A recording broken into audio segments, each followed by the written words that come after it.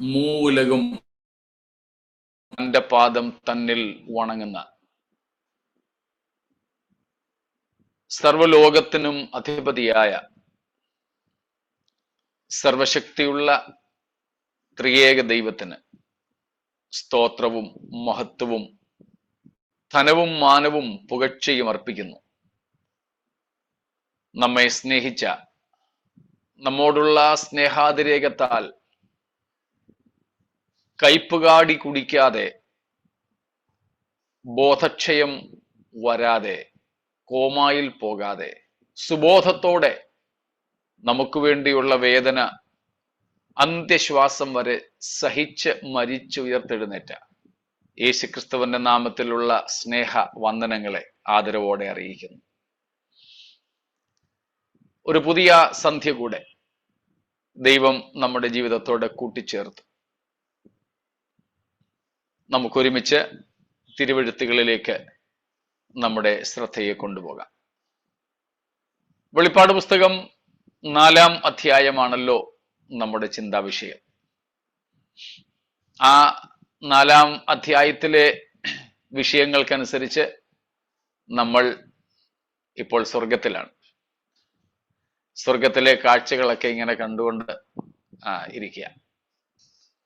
അവിടെ നമ്മുടെ ശ്രദ്ധ ഏറ്റവും അധികമായിട്ട് പതിയേണ്ടത് നമ്മുടെ മഹത്വവാനായ, വർണ്ണിക്കാൻ കഴിയാത്ത മഹത്വത്താൽ നിറഞ്ഞിരിക്കുന്ന ദൈവത്തിലാണ്. സ്തോത്രം.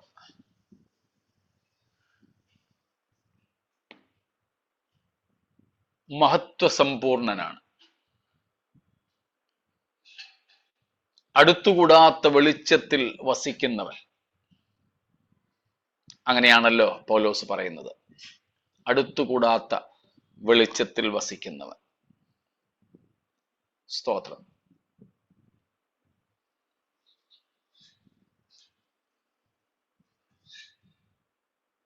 ഇസ്രായേൽ മക്കൾ മിസ്രയീമിൽ നിന്ന് യാത്ര പുറപ്പെട്ട് സീനായുടെ അടിവാരത്തിൽ എത്തിക്കഴിഞ്ഞ് ദൈവം പറഞ്ഞതുപോലെ അവിടെ വെച്ച് ദൈവം അവരോട് വ്യക്തിപരമായി പരിചയപ്പെടുന്നുണ്ട്. ദൈവം തന്നെ തന്നെ പരിചയപ്പെടുത്തുന്നുണ്ട്. അതേപ്പറ്റി നാം പുതിയ നിയമത്തിൽ വായിക്കുന്നത് ഭയങ്കരമായ ഒരു കാഴ്ചയായിരുന്നു അതെന്ന്. മോശ പോലും ഭയപ്പെടുമാറുള്ള ഒരു കാഴ്ചയായിരുന്നു അത് എന്ന് നാം പുതിയ നിയമത്തിൽ വായിക്കുന്നു. അത് ദൈവത്തിന്റെ മഹത്വത്തെയാണ് കാണിക്കുന്നത്. സ്തോത്രം. പ്രത്യേകിച്ച് ജഡത്തിൽ വസിക്കുന്നവരായ മനുഷ്യർക്ക് ആ കാഴ്ച അതിഭയങ്കരമാണ്. ആ മഹത്വത്തെ താങ്ങാനുള്ള കരുത്ത് നമ്മുടെ ശരീരത്തിനില്ല. നമ്മുടെ വീട്ടിലൊക്കെ ഒരു കൊച്ചു ബൾബ് കത്തുന്ന വിദ്യുച്ഛക്തിയെ താങ്ങാനുള്ള കരുത്ത് നമ്മുടെ ശരീരത്തിനില്ല. സ്തോത്രം. അങ്ങനെയെങ്കിൽ സൂര്യനെ വെല്ലുന്ന പ്രകാശത്തിൽ വസിക്കുന്ന നമ്മുടെ ദൈവം, ആ ദൈവത്തിന്റെ അളന്നുകൂടാത്ത ശക്തിയും അടുത്തുകൂടാത്ത പ്രഭയും, അതിനെ താങ്ങാനുള്ള കരുത്ത് നമ്മുടെ മർത്യ ശരീരങ്ങൾക്ക് ഇല്ല. സ്തോത്രം. ആ ഒരു കാഴ്ച യോഹന്നാൻ നമുക്ക് കാണിച്ചു തരികയാണ്.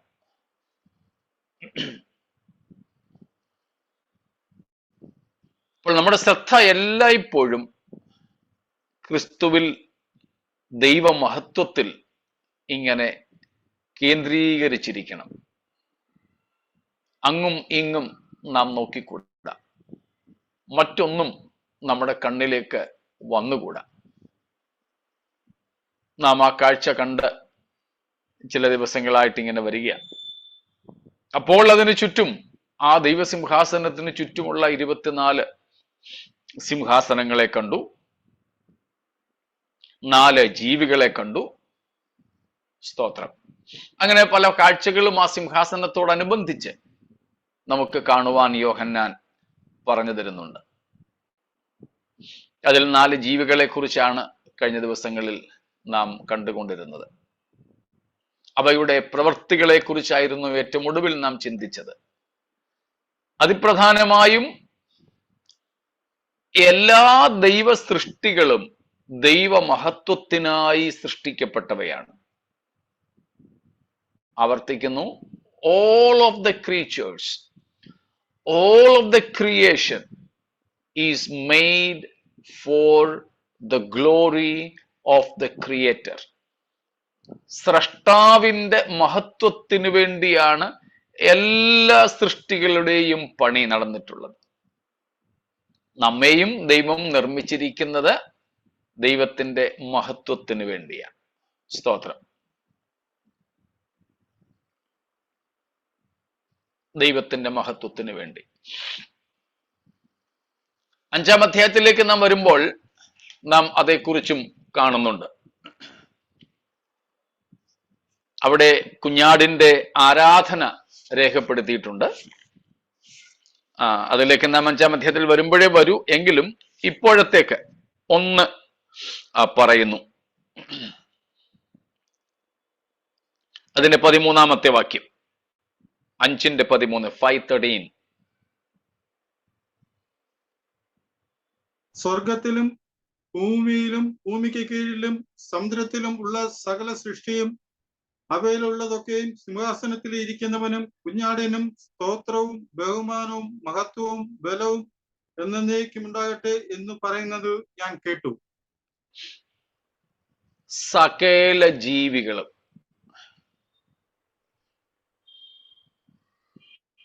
സകല സൃഷ്ടിയും, ജീവികൾ മാത്രമല്ല സകല സൃഷ്ടിയും ദൈവത്തിന് മഹത്വം അർപ്പിക്കുന്നു. അതെങ്ങനെ ഈ സകല സൃഷ്ടിയും ഇത് ചെയ്യുന്നത്? സ്തോത്രം.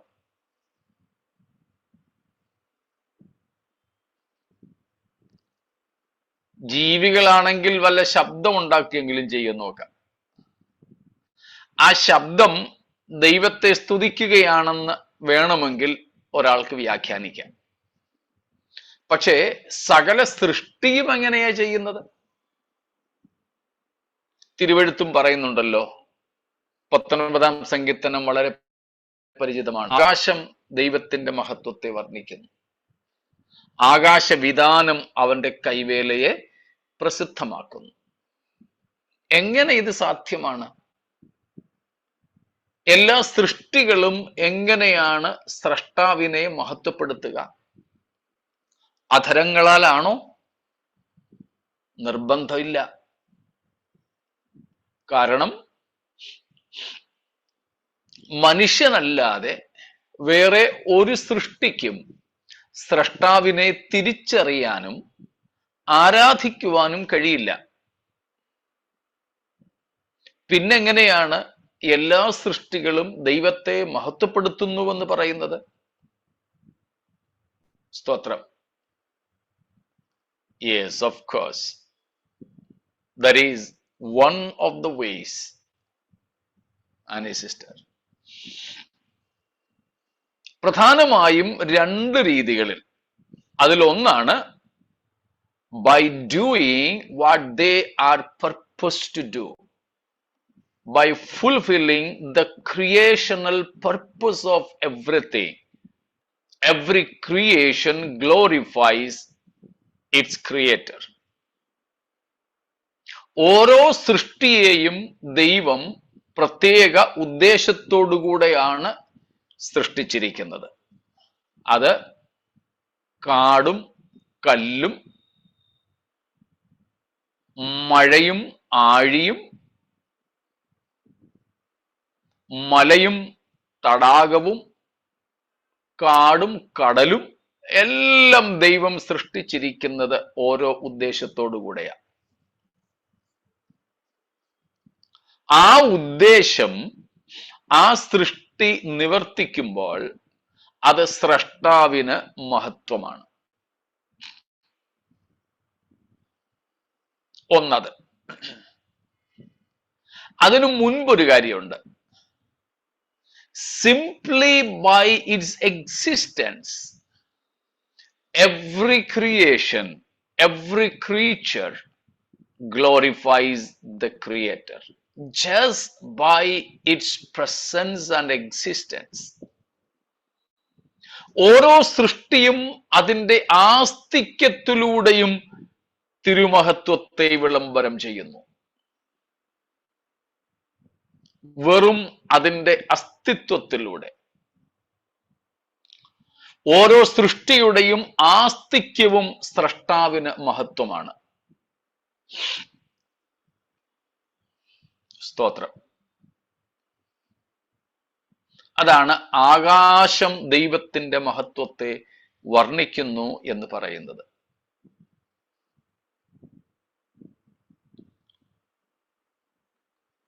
ഈ ആകാശത്തിലേക്കും ഈ സൃഷ്ടിയിലേക്കൊക്കെ നമ്മൾ നോക്കിയാൽ അത്ഭുതപ്പെട്ടു പോകത്തില്ലേ? നമ്മുടെ സ്വന്തം ശരീരത്തിലേക്ക് നാം നോക്കിയാൽ അത്ഭുതമല്ലേ ഇത്? സ്തോത്രം. മുൻപ് ഒരിക്കൽ ഞാൻ പറഞ്ഞത് എനിക്ക് ഓർമ്മയുണ്ട്. നമ്മുടെ ശരീരത്തിൽ നൂലുപോലെ നിൽക്കുന്ന മുടിനാരിഴകൾ സൂക്ഷിച്ചു നോക്കിയാൽ മാത്രം കാണാൻ സാധിക്കുന്നത്. ഒറ്റയ്ക്കൊക്കെ നിന്നാൽ നമ്മുടെ കണ്ണിലൊന്നും അങ്ങനോട്ട് പെടുകയില്ല.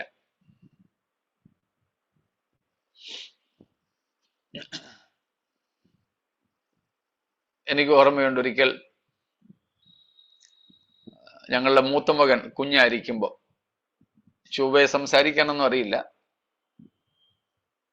ഒരു വീട്ടിൽ ആഹാരം കഴിച്ചുകൊണ്ടിരിക്കുമ്പോൾ അവന് ഒരു ചെറിയ മുടിയുടെ കഷ്ണം കിട്ടി. എനിക്കൊന്ന് അവന്റെ കണ്ണിൽ നിന്നോ പുരികത്തിൽ നിന്നോ അങ്ങാണ്ട് തന്നെ വീണ ഒരു ചെറിയ രോമമാണ്. അവൻ പറഞ്ഞു, ദാ എനിക്ക് ഇതിനകത്ത് നിന്ന് മുടി കിട്ടി.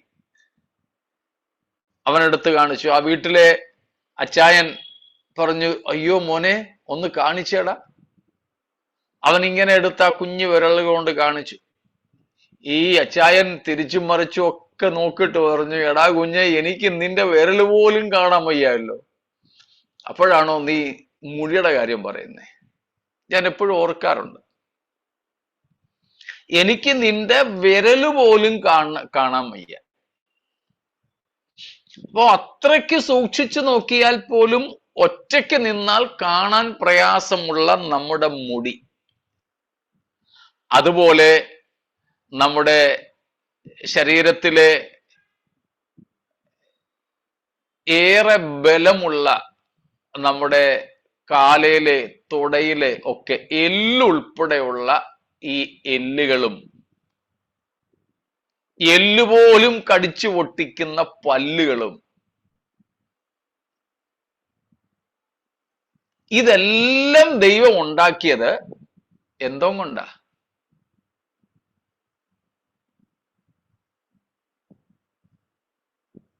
മണ്ണുകൊണ്ട്. ഇച്ചിരി കൂടെ പറഞ്ഞാൽ ഭൂമിയിലെ പൊടി കൊണ്ട്. പൊടി കൊണ്ട്. സ്തോത്രം. പൊടി കൊണ്ട, ഭൂമിയിലെ പൊടി കൊണ്ട്, നിലത്തെ പൊടി കൊണ്ട് മനുഷ്യനെ ഉണ്ടാക്കി. മണ്ണു കുഴച്ചുപോലുമല്ല ദൈവം മനുഷ്യനെ ഉണ്ടാക്കിയത്. ഞാൻ ചിലപ്പോഴൊക്കെ ഇരുന്ന് ആലോചിക്കാറുണ്ട്, എൻ്റെ പൊന്നെ, ഈ കമ്പി പോലെ ഇരിക്കുന്ന നൂൽക്കമ്പി പോലെ അതിനേക്കാളും ലോലമായിരിക്കുന്ന എൻ്റെ മുടി ഉണ്ടാക്കിയ അതേ മൂലവസ്തു കൊണ്ടല്ലേ എൻ്റെ ശരീരത്തിലെ അസ്ഥികളെ ഉണ്ടാക്കിയത്? അതുകൊണ്ട് തന്നെയല്ലേ നമ്മുടെ പ്ലംബിംഗ് സിസ്റ്റമായ മുഴുവൻ വെയിൻസ്, ഞരമ്പുകളെ ഉണ്ടാക്കിയത്? ഏറെ ലോലമായിട്ടുള്ള നമ്മുടെ കരളും നാക്കും തുടങ്ങിയ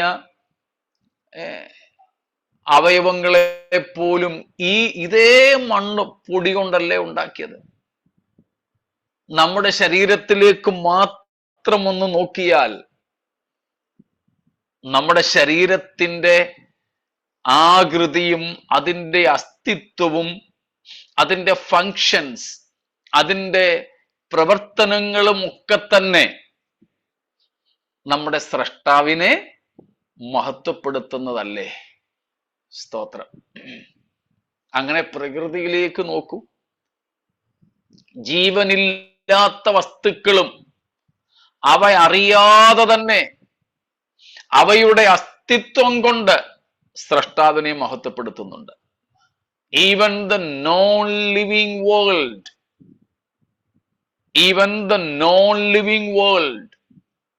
they also glorify the Creator by their existence. How beautifully, how gloriously God created them. സ്തോത്രം. God created them. അപ്പോൾ ജീവനില്ലാത്ത അചേതന ലോകം, ജീവനുള്ള പക്ഷിമൃഗാദികളുടെ ലോകം, ഈ പ്രപഞ്ചം മുഴുവനും സ്രഷ്ടാവിന്റെ മഹത്വത്തെ വിളിച്ചോതുന്നു. അതാണ് ഇവിടെ പറഞ്ഞിരിക്കുന്നത്. അപ്പോൾ ഈ രണ്ട് രീതികളിൽ, അധരങ്ങൾ കൂടാതെയും വാക്കുകളില്ലാതെയും ദൈവത്തെ മഹത്വപ്പെടുത്താം. ഒന്ന്, അവയുടെ അസ്തിത്വം നിമിത്തവും. രണ്ട്, സ്രഷ്ടാവ് അവയെ സൃഷ്ടിച്ചപ്പോൾ ഉദ്ദേശിച്ച ഉദ്ദേശങ്ങൾ നിവർത്തിക്കുന്നതിലൂടെയും. മനുഷ്യൻ മാത്രമേ ഉള്ളല്ലോ സൃഷ്ടിപ്പിന്റെ ഉദ്ദേശത്തിൽ നിന്ന് പിന്നെയും കുതറി മാറുന്നത്. ബാക്കിയുള്ള സൃഷ്ടികളൊക്കെ ഒരുപക്ഷെ ചില ദൂതന്മാരെയും കൂടെ ഒഴിച്ചു നിർത്തിയാൽ ബാക്കി മുഴുവൻ സൃഷ്ടിയും സ്രഷ്ടാവ് എന്തുദ്ദേശിച്ചോ ആ ഉദ്ദേശത്തെ തങ്ങളുടെ അസ്തിത്വത്തിലൂടെ നിറവേറ്റിക്കൊണ്ടിരിക്കുന്നു. ഇങ്ങനെ സകല സൃഷ്ടികളും ദൈവത്തെ മഹത്വപ്പെടുത്തുന്നു. സ്തോത്രം. അപ്പോൾ ദൈവം സൃഷ്ടിച്ചതെല്ലാം തൻ്റെ മഹത്വത്തിനായിട്ടാണ്. മുഴുപ്രപഞ്ചത്തിലൂടെയും ദൈവം തൻ്റെ മഹത്വം, തൻ്റെ ജ്ഞാനം, തൻ്റെ കരുതൽ ഒക്കെയാണ് ഡിസ്പ്ലേ ചെയ്യുന്നത്, വെളിപ്പെടുത്തുന്നത്. അപ്പോൾ നമ്മുടെയും ജീവിതത്തിലൂടെ അത് തന്നെ വേണമെന്ന് നാം ഇന്നലെ കാണുകയുണ്ടായി. സ്തോത്രം.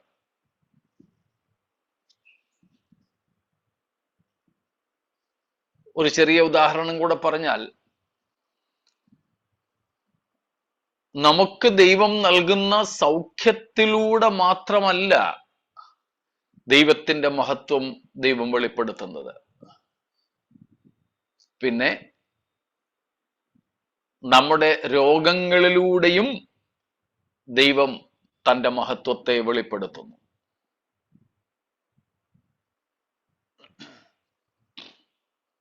പൗലോസിന്റെ വാക്കുകൾ നമുക്കറിയാമല്ലോ. ഞാൻ എൻ്റെ ബലഹീനതകളിൽ പ്രശംസിക്കും. ഞാൻ എൻ്റെ ബലഹീനതകളിൽ പ്രശംസിക്കും. 2 കൊരിന്ത്യർ 12-ാമത്തെ അധ്യായമാണ്. പൗലോസ് തൻ്റെ ബലഹീനതകളിൽ പ്രശംസിക്കുന്നു. തൻ്റെ ബലമുള്ളവയിൽ പ്രശംസിക്കാതിരിക്കേണ്ടതിന് ദൈവം ജഡത്തിൽ ഒരു ശൂലം നൽകിയിരിക്കുന്നു.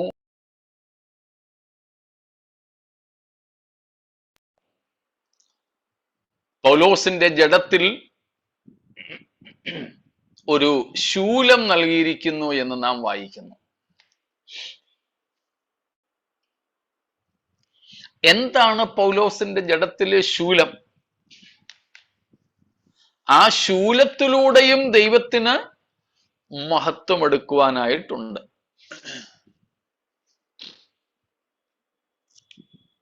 സ്തോത്രം. അതിനെപ്പറ്റി പല അഭിപ്രായങ്ങൾ ഉണ്ടല്ലോ. ശൂലത്തെക്കുറിച്ചുള്ള പല അഭിപ്രായങ്ങൾ നമുക്കുണ്ട്. നമ്മൾ ഒത്തിരി കേട്ടിട്ടുണ്ട്. കഴിഞ്ഞ ദിവസം ഞാൻ ആ ഭാഗങ്ങൾ വായിച്ചപ്പോൾ എൻ്റെ മനസ്സിൽ ഉണ്ടായ ഒരു ചിന്ത ഇതിനോട് ചേർത്ത് ഞാൻ അങ്ങ് പറയുന്നേ ഉള്ളൂ. 12-ാം അധ്യായത്തിന്റെ 7-ാമത്തെ വാക്യമാണല്ലോ, 2 Corinthians 12:7. അവിടെയാണ് നാം വായിക്കുന്നത്, വെളിപ്പാടുകളുടെ ആധിക്യത്താൽ ഞാൻ അതിയായി നിഗളിച്ചു പോകാതിരിപ്പാൻ എനിക്ക് ജഡത്തിൽ ഒരു ശൂലം തന്നിരിക്കുന്നു. ഞാൻ നിഗളിച്ചു പോകാതിരിക്കേണ്ടതിന് എന്നെ കുത്തുവാൻ സാത്താന്റെ ദൂതനെ തന്നെ. അത് എന്നെ വിട്ടു നീങ്ങേണ്ടതിന് ഞാൻ 3 വട്ടം കർത്താവിനോട് അപേക്ഷിച്ചു. പക്ഷെ വിട്ടുമാറിയോ? ഇല്ല. സ്തോത്രം. പകരം എന്റെ കൃപ നിനക്ക് മതിയെന്ന് പറഞ്ഞു. എന്റെ ശക്തി ബലഹീനതയിൽ തികഞ്ഞു വരുന്നു. അപ്പോൾ പൗലോസിന്റെ എന്തോ ബലഹീനതയായിരുന്നു ഇത് എന്ന് നമുക്ക് അവിടെ നിന്നും മനസ്സിലാക്കാം. Some weak points of Paul.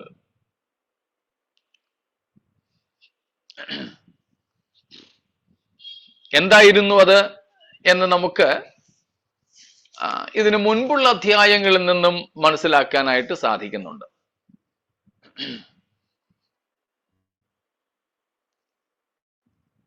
അതിന്റെ 6-ാമത്തെ വാക്യം വായിച്ചാൽ ഒരു ചെറിയ സൂചന പുറകോട്ട് പോകാൻ വേണ്ടി നമുക്ക് കിട്ടും.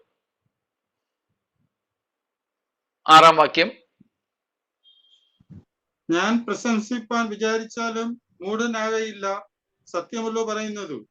എങ്കിലും എന്നെ കാണുന്നതിനും എന്റെ വായിൽ നിന്ന് കേൾക്കുന്നതിനും മീതെ ആരും എന്നെക്കുറിച്ച് നിരൂപിക്കരുത് എന്ന് വെച്ച് ഞാൻ അടങ്ങുന്നു. എന്നെ കാണുന്നതിനും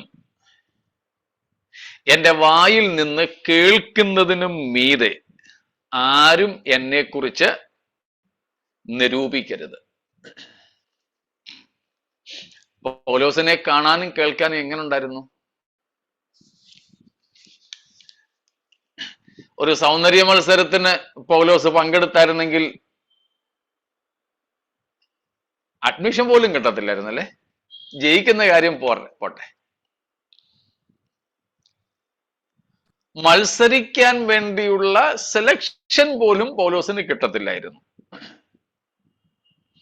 നമ്മുടെയൊക്കെ സഭകളിലുള്ള ടാലന്റ് ടെസ്റ്റുകൾ ഉണ്ടല്ലോ, കോമ്പറ്റീഷൻ എന്നായിരുന്നു പണ്ട് പറയുന്നത്. ഇപ്പം അതിനെ നമ്മൾ അങ്ങ് പരിഷ്കരിച്ചു, ടാലന്റ് ടെസ്റ്റ് എന്നാക്കി.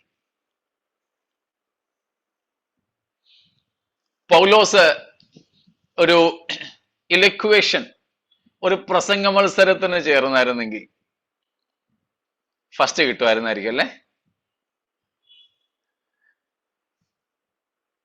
ഇല്ല, ഒന്നും കിട്ടത്തില്ലായിരുന്നു. ഒന്നും കിട്ടത്തില്ലായിരുന്നു. സ്തോത്രം. അപ്പൊ ഒരു സൗന്ദര്യ മത്സരത്തിന് പോയാലും എനിക്കൊന്നും കിട്ടത്തില്ലായിരുന്നു, പ്രസംഗ മത്സരത്തിന് പോയാലും കിട്ടത്തില്ലായിരുന്നു.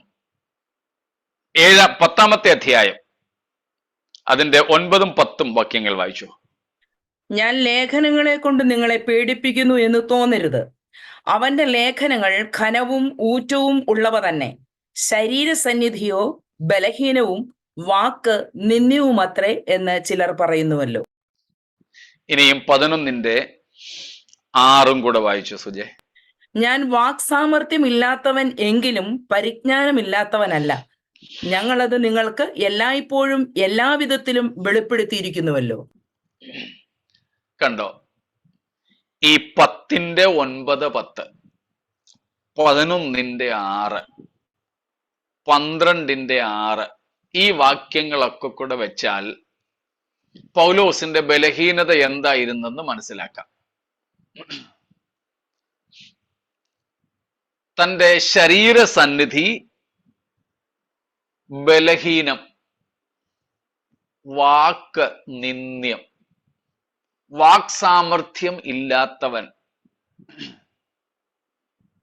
താൻ താർക്കികനൊക്കെയായിരുന്നു, ഭയങ്കര ബുദ്ധിമാനൊക്കെയായിരുന്നു, പക്ഷെ ഇലക്വൻസി ഇല്ലായിരുന്നു, വാക്ചാതുര്യം ഇല്ലായിരുന്നു തനിക്ക്. അതുകൊണ്ട് ആരും തന്നെ കേൾക്കാൻ അത്ര ഇഷ്ടപ്പെടില്ല, ആരെയും പിടിച്ചിരുത്തുന്ന പ്രസംഗ ശൈലിയൊന്നുമല്ല അദ്ദേഹത്തിന്. അതുകൊണ്ട് അദ്ദേഹത്തെ നമ്മുടെ ഭാഷയിൽ പറഞ്ഞാൽ ഒരു കൺവെൻഷൻ ഒന്നും ഒരിക്കലും പൗലോസിനെ വിളിക്കത്തില്ലായിരുന്നു. ഈ കാലത്തെങ്ങാണോ ആയിരുന്നു, ആരും വിളിക്കത്തില്ലായിരുന്നു അദ്ദേഹത്തെ. ഒറ്റ സ്റ്റേജ് കിട്ടത്തില്ലായിരുന്നു. ഇന്നെങ്ങാണോ ആയിരുന്നു പൗലോസ് ശുശ്രൂഷിച്ചതെങ്കിൽ.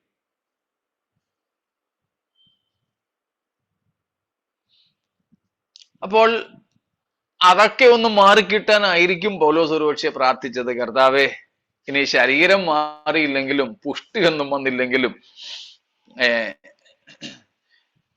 ഒരല്പം ഇലക്വൻസി ഒക്കെ ഒന്ന് തരണേന്ന്. പക്ഷെ പൗലോസിനോട് കർത്താവ് പറഞ്ഞു, വേണ്ട പോനെ, ഞാൻ ഓർക്കാറുണ്ട്, എനിക്ക് സംസാരിക്കാൻ വിക്കില്ല, അത്യാവശ്യത്തിന് മൈക്കില്ലെങ്കിലും ഒച്ചത്തിൽ സംസാരിക്കാൻ പറ്റും, പരസ്യയോഗങ്ങൾക്കൊക്കെ മൈക്കൊന്നും ഇല്ലാതെ പ്രസംഗിച്ചിട്ടുണ്ട്, കൺവെൻഷനുകളിൽ ഞാൻ രക്ഷിക്കപ്പെട്ട ആദ്യ നാളുകളിലൊക്കെ കൺവെൻഷനുകളിൽ ചില സഭകളൊക്കെ നടത്തുന്നത് മൈക്കില്ലാതെയായിരുന്നു, അതുപോലെ പരസ്യയോഗങ്ങളും മൈക്കൊന്നും ഇല്ലാതെയായിരുന്നു. അങ്ങനെ പരസ്യയോഗങ്ങൾക്കും കൺവെൻഷനുകൾക്കുമൊക്കെ പ്രസംഗകർക്ക് ഞാൻ ഏറ്റുപദേശിയായിട്ട് വിളിച്ചു പറഞ്ഞിട്ടുണ്ട്. പക്ഷേ ഞാൻ ഓർക്കാറുണ്ട്, കർത്താവെ, ഇങ്ങനെയൊക്കെ ശബ്ദവും ഭാഷയും ഒക്കെ ഉപയോഗിക്കാൻ എനിക്ക് കഴിയും, എന്നിട്ടും പൗലോസിന്റെ ഒരു 7 അയലത്ത് പോലും എനിക്ക് ശുശ്രൂഷയിൽ ആയിത്തീരാൻ കഴിഞ്ഞിട്ടില്ലല്ലോ. ബലഹീനനായിരുന്ന പൗലോസിന് ദൈവം കൊടുത്ത കൃപയത്രയധികം എന്ന് ഞാൻ പലപ്പോഴും ഓർത്ത് ദൈവത്തിന് സ്തോത്രം ചെയ്യാറുണ്ട്. പൗലോസിന്റെ ബലഹീനതകൾ ദൈവത്തിന് മഹത്വമായി തീർന്നു. പൗലോസിനെ ദൈവം സൗഖ്യമാക്കിയിരുന്നെങ്കിൽ, പൗലോസിന്റെ ശരീരഘടനയ്ക്ക് ദൈവം മാറ്റം വരുത്തിയിരുന്നെങ്കിൽ, പൗലോസിന്റെ സംസാര ശൈലിക്ക് ദൈവം മാറ്റം കൊടുത്തിരുന്നെങ്കിൽ ഒക്കെ ചിലപ്പോൾ നമ്മൾ ദൈവത്തിന് സ്തോത്രം ചെയ്തേനെ. ഓ, ദൈവം സൗഖ്യമാക്കിയല്ലോ, അത്ഭുതവാന. അതിനേക്കാൾ വലിയ അത്ഭുതവും കൃപയും ശക്തിയുമാണ് ഇങ്ങനെ ബലഹീനനായ ഒരുവനിലൂടെ ഏഷ്യയും യൂറോപ്പും ഒക്കെ സുവിശേഷീകരിക്കപ്പെടുവാൻ ദൈവം സഹായിച്ചു എന്നുള്ളത്. സ്തോത്രം. മനസ്സിലാവുന്നുണ്ടോ? സ്തോത്രം. ആ മനുഷ്യനെ ദൈവം ഉപയോഗിച്ചു. ബലഹീനമായ ശരീരമുള്ളവൻ, അവന്റെ ശരീരത്തിന്റെ ബലഹീനതകൾ മാറ്റാതെ തന്നെ എത്രയോ കിലോമീറ്ററുകൾ, എത്രയോ മൈലുകൾ സഞ്ചരിപ്പാൻ ദൈവം തന്നെ ശക്തീകരിച്ചു. ഇന്നത്തെ പോലെയുള്ള യാത്രാ സൗകര്യങ്ങളൊന്നും ഇല്ലാഞ്ഞിട്ടും ഇന്ന് ബുള്ളറ്റ് ട്രെയിനുകൾ ഉൾപ്പെടെ, നമ്മുടെ ഇന്ത്യയിൽ വന്ദേ ഭാരത് ട്രെയിനുകൾ ഉൾപ്പെടെ, അതിവേഗം ചീറിപ്പായുന്ന ട്രെയിനുകളും,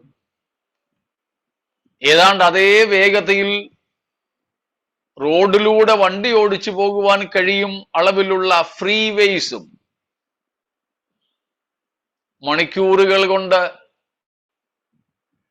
ഭൂഖണ്ഡങ്ങൾ താണ്ടത്തക്കതുപോലെയുള്ള വലിയ ഡയറക്റ്റ് നേരിട്ട് പോകുന്ന വിമാന സർവീസുകളുമൊക്കെ ഉള്ള ഇന്നും നമുക്ക് പൗലോസ് നടന്നും കപ്പലിലും യാത്ര ചെയ്തത്രയും ദൂരം താണ്ടാൻ സാധിച്ചിട്ടില്ല.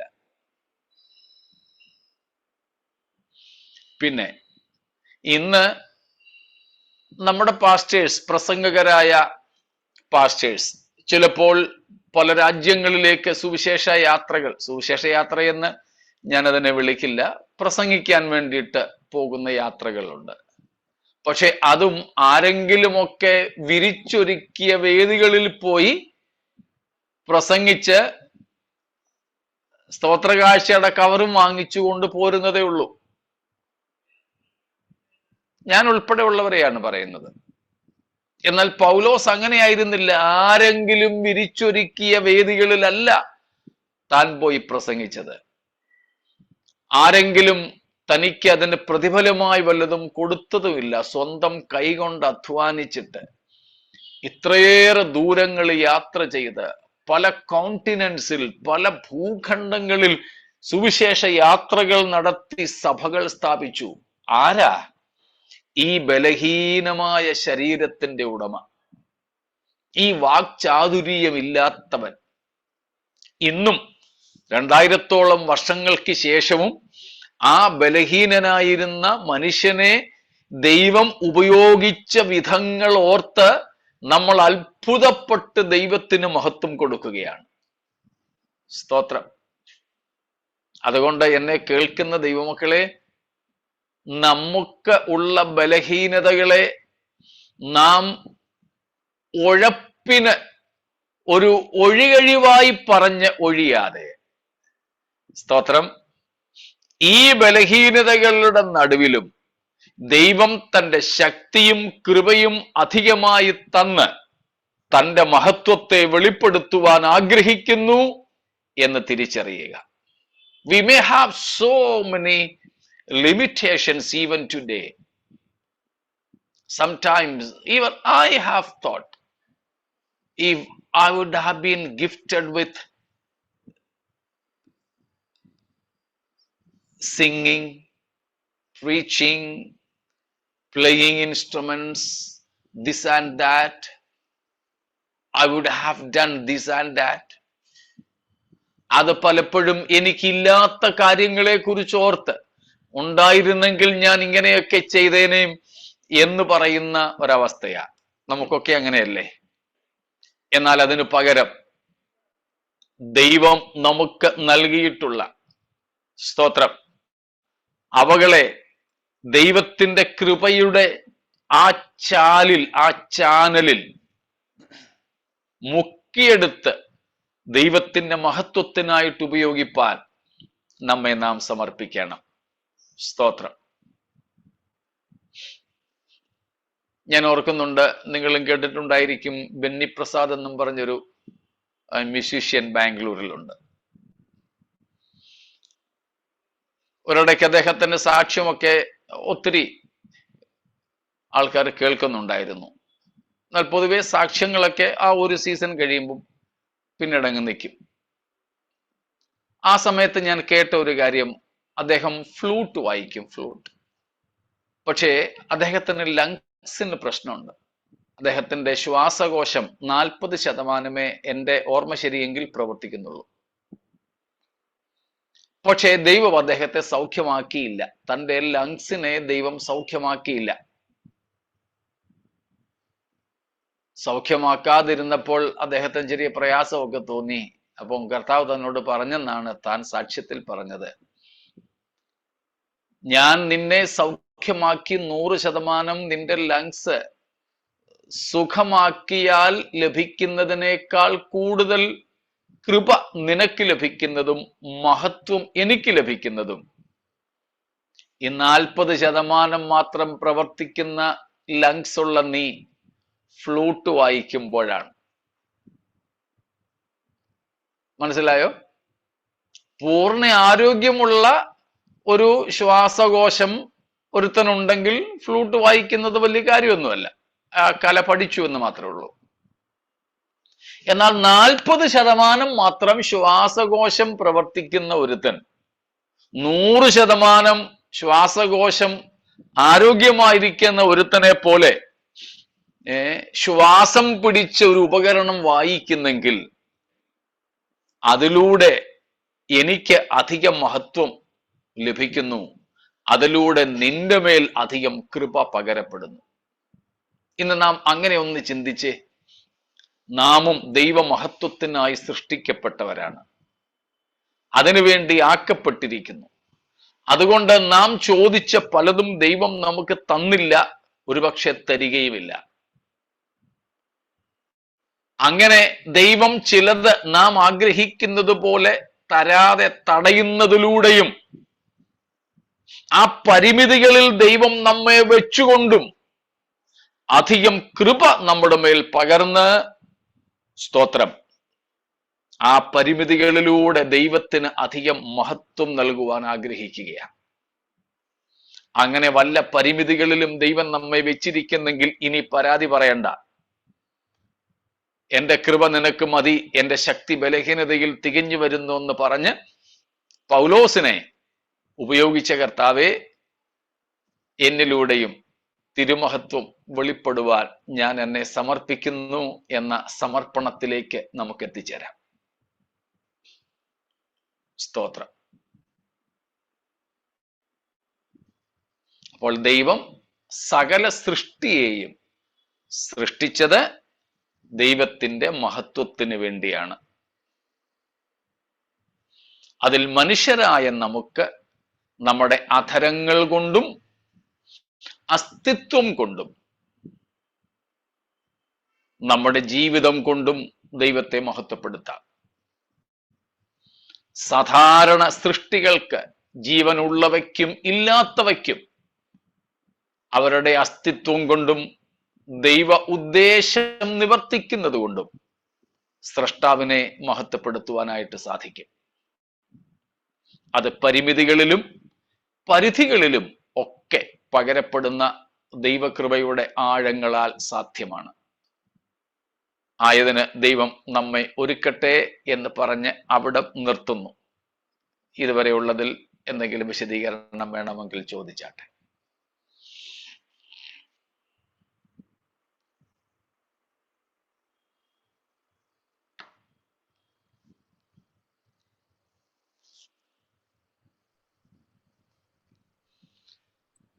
ശരി, ഒന്നും ഇല്ല എങ്കിൽ നമുക്ക്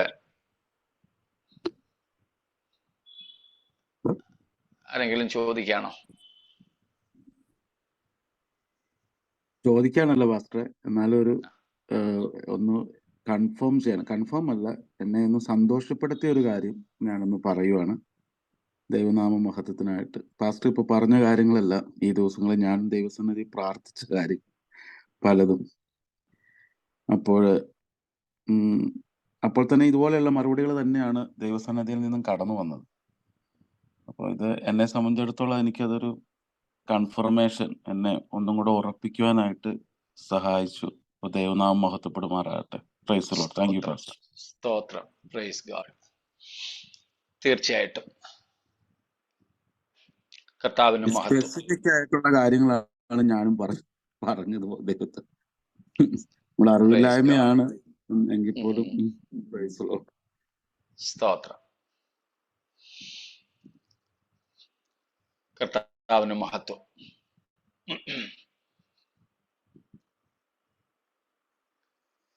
ശരി, എങ്കിൽ നമുക്ക് മുൻപോട്ട് പോകാം.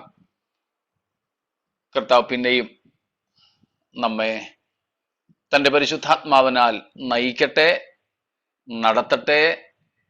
തിരുനാമം നമ്മിലൂടെ മഹത്വമെടുക്കട്ടെ. സ്തോത്രം. അപ്പോൾ ഇവിടെ നമ്മൾ കണ്ടുകൊണ്ടിരുന്നത് നടുവിൽ സ്വർഗത്തിൽ ദൈവത്തിന്റെ സിംഹാസനം, അതിനു ചുറ്റും വിശുദ്ധന്മാരുടെ സിംഹാസനങ്ങൾ, 4 ജീവികൾ ദൈവസിംഹാസനത്തോട് അടുത്ത് നിൽക്കുന്നു. ആ ജീവികളുടെ വിവിധമായ അർത്ഥങ്ങളും ആശയങ്ങളും നമ്മൾ കണ്ടു. നമ്മൾ ഇനിയും 4-ാം അധ്യായത്തിൽ പറയാതെ വിട്ടത് 1-2 കാര്യങ്ങൾ ഉണ്ടല്ലോ. സ്തോത്രം. നാം 4-ാം വാക്യം കണ്ടിരുന്നു. 5-ാമത്തെ വാക്യം ഒന്ന് വായിക്കാം. സിംഹാസനത്തിൽ നിന്ന് മിന്നലും നാദവും ഇടിമുഴക്കവും പുറപ്പെടുന്നു. ദൈവത്തിന്റെ 7 ആത്മാക്കളായ 7 ദീപങ്ങൾ സിംഹാസനത്തിന് മുമ്പിൽ ജ്വലിച്ചുകൊണ്ടിരിക്കുന്നു. സിംഹാസനത്തിന് മുമ്പിൽ പളുങ്കിനൊത്ത കണ്ണാടിക്കടൽ, സിംഹാസനത്തിന്റെ നടുവിൽ മതി 5-ാം വാക്യം മതി.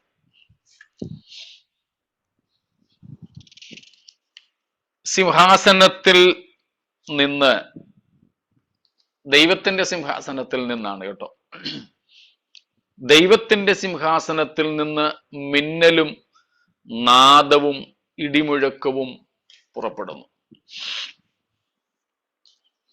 ദൈവത്തിന്റെ സിംഹാസനത്തിൽ നിന്ന് മിന്നലും നാദവും ഇടിമുഴക്കവും,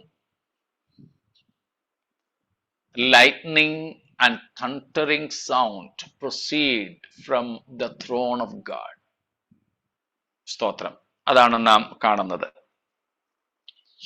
They are also manifestations or display of God's glory, majesty and a reverential fear.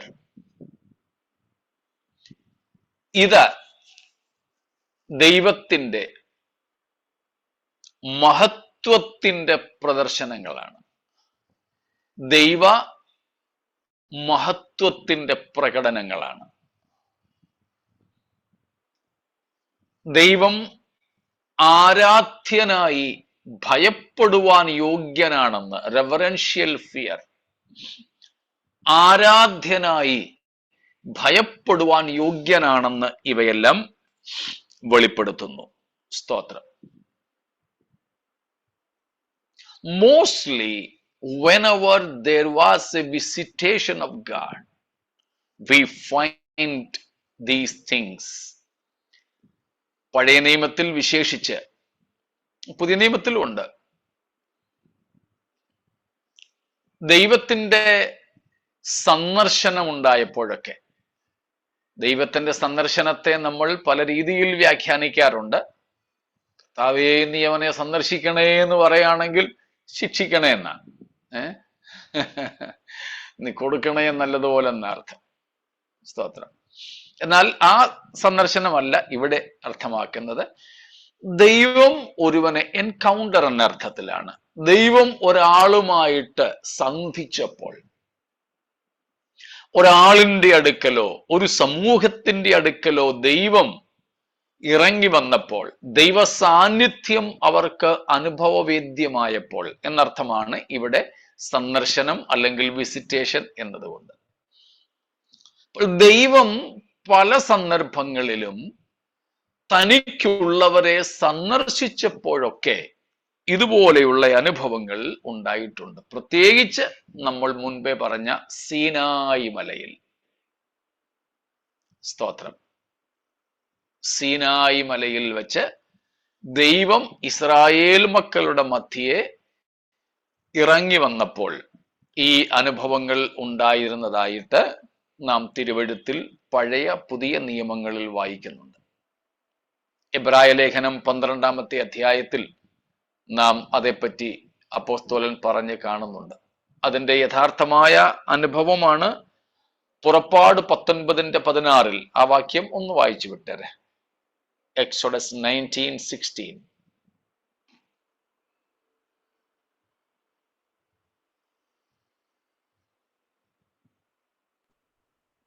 മൂന്നാം ദിവസം നേരം വെളുത്തപ്പോൾ ഇടിമുഴക്കവും മിന്നലും പർവ്വതത്തിൽ കാർമേഘവും മഹാഗംഭീരമായ കാഹളധ്വനി ഉണ്ടായി.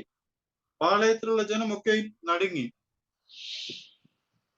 സീനായി മലയിലേക്ക് ദൈവം ഇസ്രായേൽ മക്കളെ സന്ദർശിക്കുവാൻ ഇറങ്ങി വന്ന ഒരു ചിത്രീകരണമാണ് അവിടെ. സീനായി മലയുടെ മറ്റൊരു പേര് നമുക്കറിയാമല്ലോ, ദൈവത്തിന്റെ പർവ്വതം, ദ മൗണ്ടൻ ഓഫ് ഗാഡ്.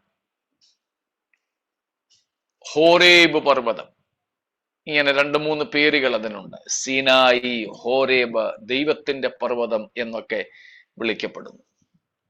സ്തോത്രം. അവിടേക്ക് ദൈവം ഇറങ്ങി വന്നു.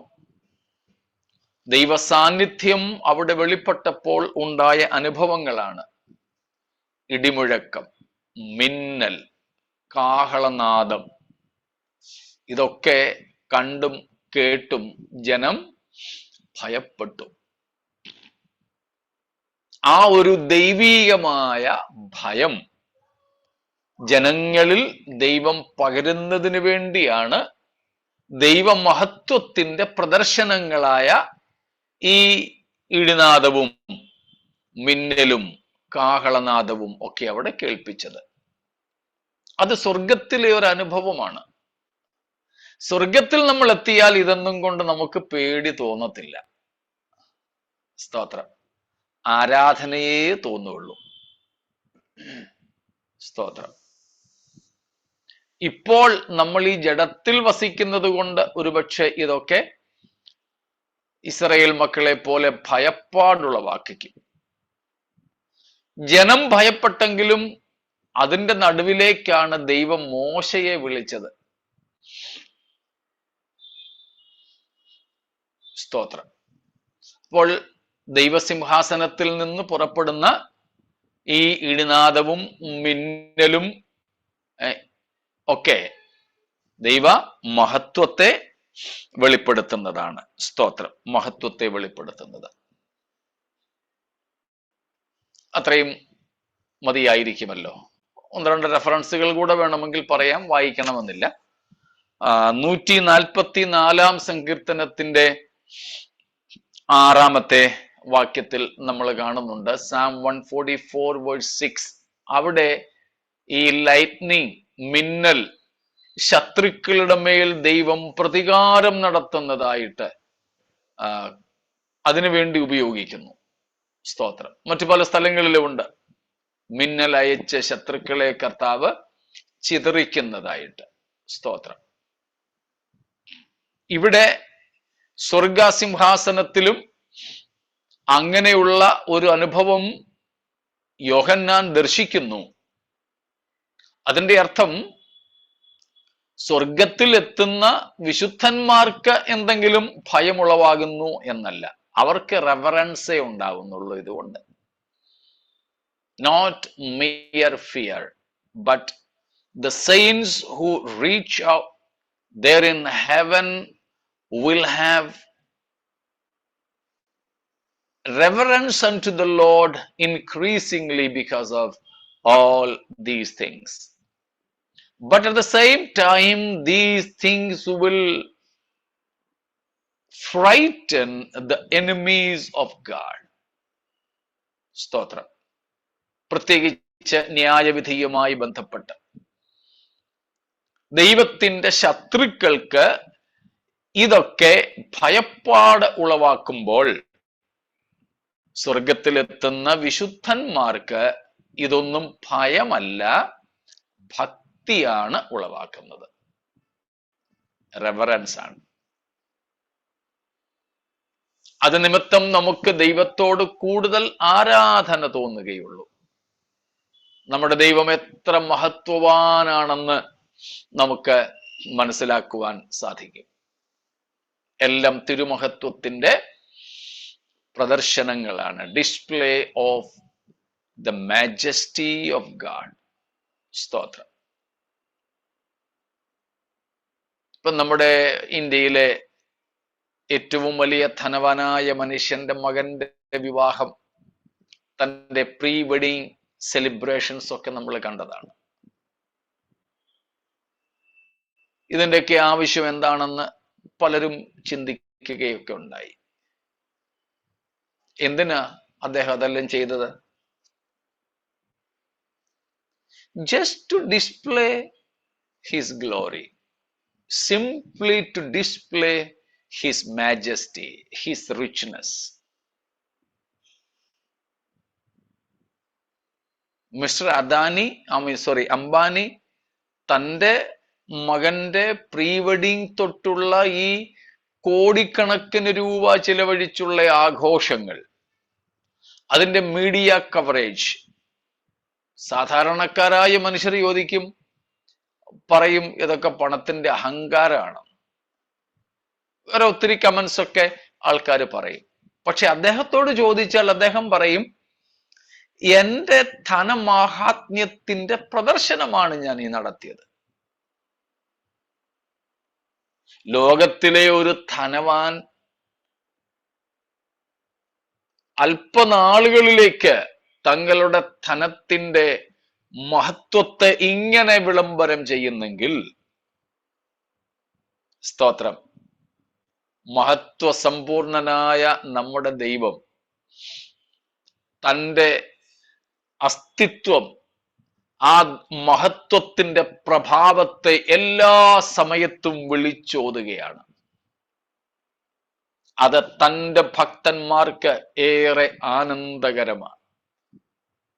ആ ദൈവത്തിന്റെ മക്കൾക്ക് അത് വളരെ ആരാധനാപരമായ സന്തോഷമുളവാക്കുന്ന സംഗതിയാണ്.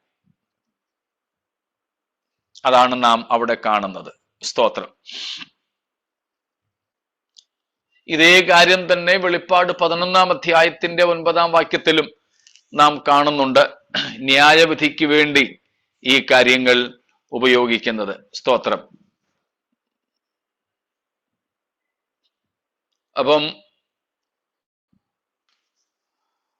ഇവിടെയെല്ലാം 11:19 11:19 അവിടെ ദൈവം തൻ്റെ മഹത്വത്തിന്റെ പ്രകടനങ്ങളായിട്ട് ഇവയെ ഉപയോഗിക്കുന്നു. അപ്പോൾ സ്വർഗത്തിലെ ദൈവാലയം തുറന്നു, അവന്റെ നിയമപെട്ടകം അവന്റെ ആലയത്തിൽ പ്രത്യക്ഷമായി. മിന്നലും നാദവും ഇടിമുഴക്കവും ഭൂകമ്പവും വലിയ കന്മഴയും ഉണ്ടായി. 2 തലങ്ങളിൽ തിരുമഹത്വത്തിന്റെ വിളംബരം ശത്രുക്കൾക്കത് ഭീതിജനകമായി തീരുന്ന ഒരു സ്ഥിതി. നമ്മുടെ രാജ്യത്തെ ഇലക്ഷൻസ് വരികയാണ്. ഏതെങ്കിലും ഒരു പാർട്ടി ജയിക്കും, ഒന്ന് തോൽക്കും. ഓരോ മണ്ഡലത്തിലും അങ്ങനെ തന്നെയാ. ഒരു സ്ഥാനാർത്ഥി, ഏതെങ്കിലും ഒരാൾ ജയിക്കും, ബാക്കിയുള്ളവർ തോൽക്കും. ഏതു പാർട്ടി ജയിച്ചാലും ജയിക്കുന്ന പാർട്ടിക്കാര് അവിടെ വലിയ ആഘോഷങ്ങൾ നടത്തും. ആ ആഘോഷങ്ങളിൽ നമ്മൾ ഈ പറഞ്ഞതുപോലെ കമ്പിപ്പൂത്തിരി തൊട്ട് ഓലപ്പടക്കം തൊട്ട് ഭയങ്കര അമിട്ടും, നോർത്ത് ഇന്ത്യയിലൊക്കെ ആണെങ്കിൽ നല്ല വെടിവെപ്പ് നടക്കും. ആകാശത്തിലേക്കായാലും ശരി, തോക്ക് കൊണ്ട്, ലൈസൻസ്ഡ് തോക്കുകൾ കൊണ്ട് വെടിവെക്കും. കല്യാണങ്ങൾക്കും ഇവിടൊക്കെ വെടിവെപ്പ് നടക്കാറുണ്ട്. ആരും കൊല്ലാനല്ല, ആകാശത്തേക്ക്. അതൊക്കെ പ്രത്യേകിച്ച് ഗ്രാമങ്ങളിലൊക്കെ അതൊക്കെ അവരുടെ പ്രൗഢിയുടെ അടയാളങ്ങളാണ്. അപ്പോൾ ഈ വെടിവെപ്പ് നടത്തുക, അമുട്ട് പൊട്ടിക്കുക, വാദ്യഘോഷങ്ങൾ നടത്തുക, മിഠായി വിതരണം ചെയ്യുക, ഇങ്ങനെയൊക്കെയുള്ള കാര്യങ്ങൾ ജയിച്ച പാർട്ടിക്കാർക്ക് ഭയങ്കര സന്തോഷമാണ്. തോറ്റവർക്കോ ഈ ശബ്ദമൊക്കെ കേൾക്കും തോറും അങ്ങ് ഭയങ്കര ഇറിറ്റേഷനാണ്. ഇവൻ നമ്മുടെ പ്രാർത്ഥനകളുടെയൊക്കെ തന്നെ കാര്യം എടുത്തോളൂ. നമ്മളിരുന്നൊരു മുറിക്കകത്ത് അല്ലെങ്കിൽ സഭാ ഹാളിനകത്ത് ഇരുന്ന് കയ്യൊക്കെ കൊട്ടി പാട്ടുപാടി ഉപകരണങ്ങളൊക്കെ ഉപയോഗിച്ച് അന്യഭാഷയൊക്കെ പറഞ്ഞ് സ്തുതിക്കുന്നത് നമുക്ക് ഭയങ്കര സന്തോഷമാണ്. പക്ഷെ പുറത്തുള്ളവർക്കോ ഭയങ്കര പ്രയാസമാണ്. അതുപോലെ അവര് ചെയ്യുമ്പോൾ നമുക്കുണ്ട്, ചെവിയും തലയും കേൾക്കണ്ടെന്ന് പറയും, ഉറങ്ങാൻ പറ്റുന്നില്ലെന്ന് പറയും. ഇവിടെ ദൈവത്തിന്റെ സിംഹാസനത്തിൽ നിന്ന് ഇതൊക്കെ പുറപ്പെടുമ്പോൾ ഇതേപോലെ തന്നെ ദൈവജനത്തിന് അത് ഭയങ്കര, പറഞ്ഞറിയിക്കാൻ കഴിയാത്ത തരത്തിലെ സന്തോഷമാണ്. ഈ സന്തോഷം കൊണ്ട് ജയിച്ച പാർട്ടിക്കാരൻ ഭയങ്കര ശബ്ദമുള്ള പടക്കമൊക്കെ, സ്ഫോടക വസ്തുക്കളൊക്കെ പൊട്ടിക്കുമ്പോൾ അതിനടുത്ത് നിന്നുകൊണ്ട് ഇവൻ പൊട്ടിക്കുന്നേ, അവൻ അതൊന്നും ഒരു അരോചകമായിട്ട് തോന്നുന്നില്ല. കിലോമീറ്ററുകൾ അപ്പുറത്ത് നിൽക്കുന്ന നമുക്കത് അരോചകമായിട്ട് തോന്നും. കർത്താവിനോട് കൂടെ നിത്യത ചെലവഴിക്കുന്ന വിശുദ്ധന്മാർക്ക് ദൈവസിംഹാസനത്തിൽ നിന്നും പുറപ്പെടുന്ന ഇടിയും മിന്നലും നാദവും ഒക്കെ ഇതേപോലെ തന്നെ സന്തോഷം പകരുന്നതാണ്. അവരപ്പോഴൊക്കെ ദൈവത്തിന് മഹത്വം ആർത്തുകൊണ്ടിരിക്കും. സ്തോത്രം. അതാണ് നാം അവിടെ കാണുന്നത്. മടങ്ങി വരുന്നു 4-ാം അധ്യായത്തിന്റെ 5-ാമത്തെ വാക്യത്തിൽ ദൈവസിംഹാസനത്തിന്റെ അരികിൽ നമുക്ക് പിന്നെ കാണുവാൻ കഴിയുന്നത് ദൈവത്തിന്റെ 7 ആത്മാക്കളായ 7 ദീപങ്ങൾ ജ്വലിച്ചുകൊണ്ട് നിൽക്കുന്നു. അതിനെപ്പറ്റി വിവരിക്കേണ്ടതില്ലല്ലോ, നമ്മൾ നേരത്തെ അതേപ്പറ്റി പഠിച്ചിട്ടുണ്ട്. 7 ആത്മാക്കൾ എന്ന് അവിടെ പറയുന്നതിന്റെ അർത്ഥം പരിശുദ്ധാത്മാവ് 7 പേരുണ്ടെന്നല്ല, ഒരൊറ്റ ആത്മാവേ ഉള്ളൂ. എന്നാൽ അത് പരിശുദ്ധാത്മാവിന്റെ പൂർണ്ണതയെ കാണിക്കുന്നു. 7 എന്ന സംഖ്യ അത് ദൈവത്വത്തെ കാണിക്കുന്നു. It's A divine number, rather A number of divine perfection. ഒരു ദൈവിക പൂർണ്ണതയുടെ സംഖ്യയാണ് ഈ 7 എന്നുള്ളത്. കൂടാതെ 7 എന്നത് 7-fold works of the Holy Spirit, 7-fold functions of the Holy Spirit, 7-fold names of the Holy Spirit. യെശയ്യാ പ്രവചനം 11-ാമത്തെ അധ്യായത്തിന്റെ 2-ാം വാക്യത്തിൽ നമ്മൾ നേരത്തെ പഠിച്ചിട്ടുള്ള പരിശുദ്ധാത്മാവിന്റെ 7 നാമങ്ങൾ, പരിശുദ്ധാത്മാവിന്റെ 7 പ്രവൃത്തികൾ, ശുശ്രൂഷകൾ എന്നിവയൊക്കെയാണ് അത് സൂചിപ്പിക്കുന്നത്. അതുകൊണ്ടാണ് 7 ആത്മാക്കൾ എന്ന് നാം അവിടെ കാണുന്നത്. നാം 1-ാം അധ്യായത്തിന്റെ 4-ാം വാക്യം പഠിച്ചപ്പോൾ തന്നെ അത് കണ്ടിരുന്നു. 5-ാം അധ്യായത്തിന്റെ 6-ാം വാക്യത്തിലും നാം അത് കാണുന്നുണ്ട്. സ്തോത്രം. അവിടെ നാം കാണുന്നത് ദൈവകുഞ്ഞാടായ ക്രിസ്തുവിന് 7 കൊമ്പും സർവഭൂമിയിലേക്കും അയച്ചിരിക്കുന്ന 7 ദൈവാത്മാക്കളായ 7 കണ്ണും ഉണ്ട്. അവിടെ ഉള്ള 7 ആത്മാക്കളെ കണ്ണുകളോടാണ് പറയുന്നത്. That shows the wisdom, the omniscience of the Holy Spirit. പരിശുദ്ധാത്മാവിന്റെ സർവജ്ഞാനത്തെയാണ് 7 കണ്ണുകൾ കൊണ്ട് 5-ാം അധ്യായത്തിന്റെ 6-ാം വാക്യത്തിൽ പ്രദർശിപ്പിച്ചിരിക്കുന്നത്. അപ്പൊ ഇതിന്റെ എല്ലാം അർത്ഥം ഒരേ നിലയിൽ തന്നെയാണ് എന്ന് നമ്മൾ മനസ്സിലാക്കുന്നുല്ലോ. സ്തോത്രം. 5-ാം വാക്യത്തിൽ നിന്ന് മറ്റെന്തെങ്കിലും വിശദീകരണങ്ങൾ ആവശ്യമുണ്ടെങ്കിൽ ചോദിച്ചാട്ടെ.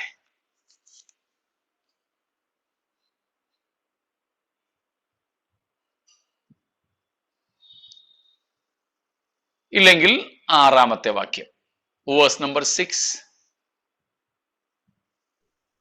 സിംഹാസനത്തിന് മുമ്പിൽ പളുങ്കിനൊത്ത കണ്ണാടിക്കടൽ, സിംഹാസനത്തിന്റെ നടുവിലും സിംഹാസനത്തിന്റെ ചുറ്റിലും 4 ജീവികൾ, അവയ്ക്ക് മുൻപുറവും പിൻപുറവും കണ്ണു നിറഞ്ഞിരിക്കുന്നു. അതിൽ 4 ജീവികളെ കുറിച്ചുള്ള പരാമർശം നമ്മൾ കണ്ടു കഴിഞ്ഞു. അവിടെ ഇനിയും ശേഷിക്കുന്നത് കണ്ണാടിക്കടലിനെ കുറിച്ചാണ്. സ്തോത്രം.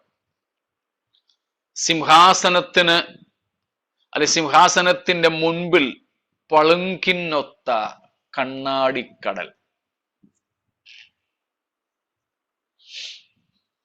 15-ാം അധ്യായത്തിന്റെ 2-ഉം 3-ഉം വാക്യങ്ങളിലും നാം ഇത് കാണുന്നുണ്ട്. 15:2-3. തീ കലർന്ന പളുങ്കുകടൽ പോലെ ഒന്നും മൃഗത്തോടും അതിന്റെ പ്രതിമയോടും പേരിന്റെ സംഖ്യയോടും ജയിച്ചവർ ദൈവത്തിന്റെ വീണകൾ പിടിച്ചുകൊണ്ട് പളുങ്കുകടലിനരികെ നിൽക്കുന്നതും ഞാൻ കണ്ടു. സ്തോത്രം. പളുങ്കുകടൽ, കണ്ണാടിക്കടൽ എന്നൊക്കെയാണ് നാം ഇവിടെ കാണുന്നത്. സ്തോത്രം. 1 രാജാക്കന്മാർ 7-ാം അധ്യായത്തിന്റെ 23 മുതൽക്കുള്ള വാക്യങ്ങളിൽ യെരുശലേം ദേവാലയത്തിന്റെ നിർമ്മിതിയുമായി ബന്ധപ്പെട്ട് കാണുന്നുണ്ട്. സ്തോത്രം. യെരുശലേം ദേവാലയത്തിലും ഒരു കടൽ വച്ചിരുന്നു. ഇന്നലെയും നമ്മൾ ചിന്തിച്ചതുപോലെ യെരൂശലേം ദേവാലയത്തിലെ സകല പണികളും സ്വർഗത്തിന്റെ ഒരു മാതൃകയിലായിരുന്നു. അപ്പോൾ സ്വർഗത്തിലെ ആ കണ്ണാടിക്കടലിന്റെ മാതൃകയിലാണ് ദേവാലയത്തിലും ഒരു താമ്രക്കടൽ അല്ലെങ്കിൽ ഒരു ചെറിയ തടാകം പോലെ ഒരു ടാങ്ക് ഉണ്ടാക്കി വെച്ചിരിക്കുന്നത്. അതിലെ വെള്ളത്തിന്റെ അളവും കാര്യങ്ങളും ഒക്കെ എഴുതിയിട്ടുണ്ട്. അതിലേക്കൊന്നും നമ്മളിപ്പോൾ പോകുന്നില്ല. അതും സ്വർഗത്തിന്റെ മനോഹാരിതയെയും മഹത്വത്തെയും വർണ്ണിക്കുന്നു എന്ന് നമ്മൾ മനസ്സിലാക്കുക. സ്തോത്രം. അവിടെ നമ്മൾ കാണുന്നത് എന്താണ്? A transparent glassy sea as if of crystal. അവിടെ പളുങ്കിനൊത്ത എന്ന് പറഞ്ഞാൽ അപ്പുറവും ഇപ്പുറവും കാണുവാൻ കഴിയുന്ന തരത്തിലെ ഒരു കണ്ണാടിക്കടൽ. മീൻ വളർത്താനൊന്നും അല്ല കേട്ടോ. സ്വർഗത്തിൽ പോയെന്നൊക്കെ പറയുന്ന ചില പുള്ളികള് പറഞ്ഞതൊക്കെ ഓർമ്മയുണ്ടല്ലോ.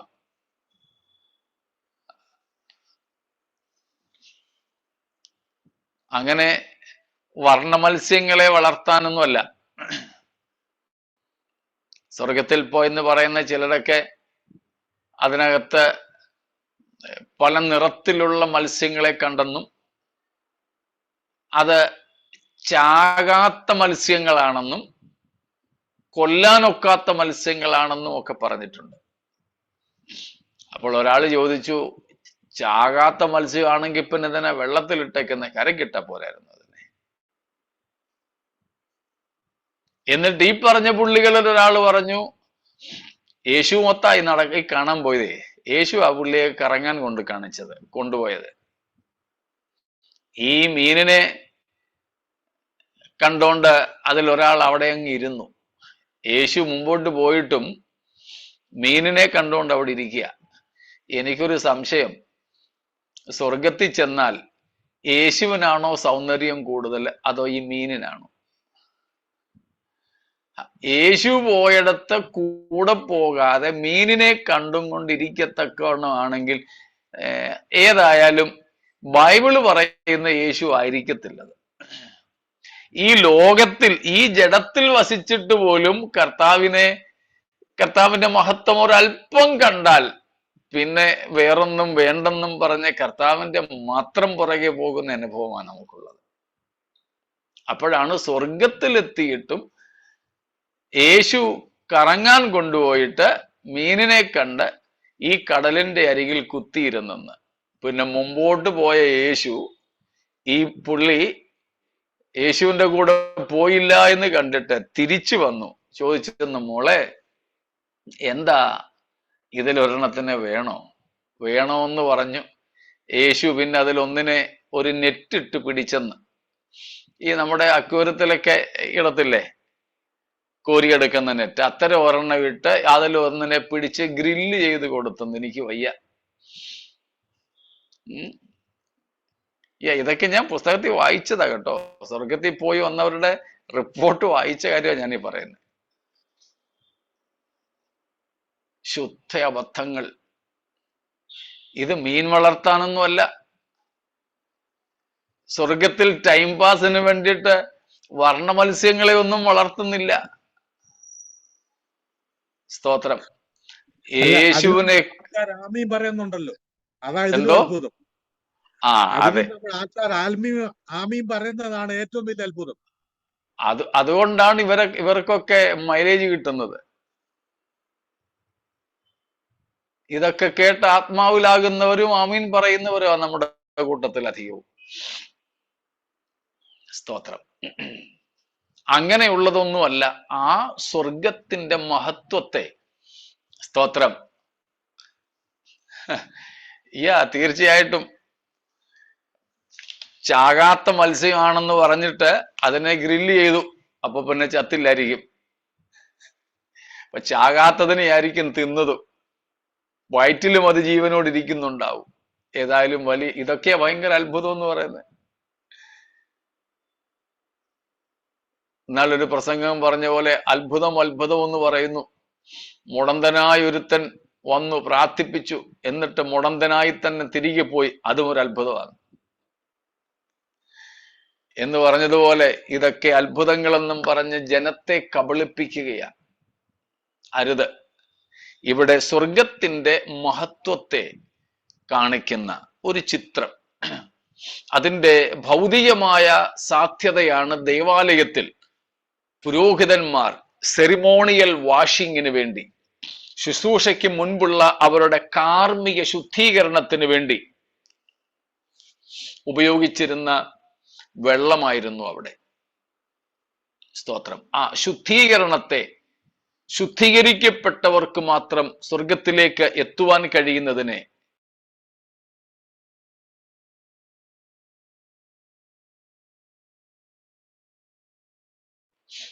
അതിനെ ചിത്രീകരിക്കുന്ന ഒരു ചിത്രമാണ് അവിടെ.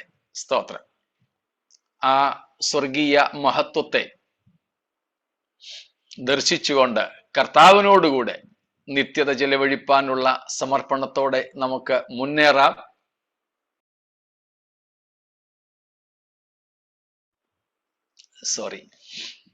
ദൈവമായ കർത്താവ് നമ്മെ അതിനുവേണ്ടി ഒരുക്കട്ടെ എന്ന് പറഞ്ഞ് ഇന്ന് ഇവിടെ നിർത്തിക്കോട്ടെ. സമയമായതുകൊണ്ട് സംശയങ്ങൾ നമുക്ക് എന്തെങ്കിലും ഉണ്ടെങ്കിൽ ദൈവം വെച്ചാൽ നാളെ ചർച്ച ചെയ്യാം. ദൈവമായ കർത്താവ് നമ്മെ ഈ വചനങ്ങളാൽ അനുഗ്രഹിക്കട്ടെ.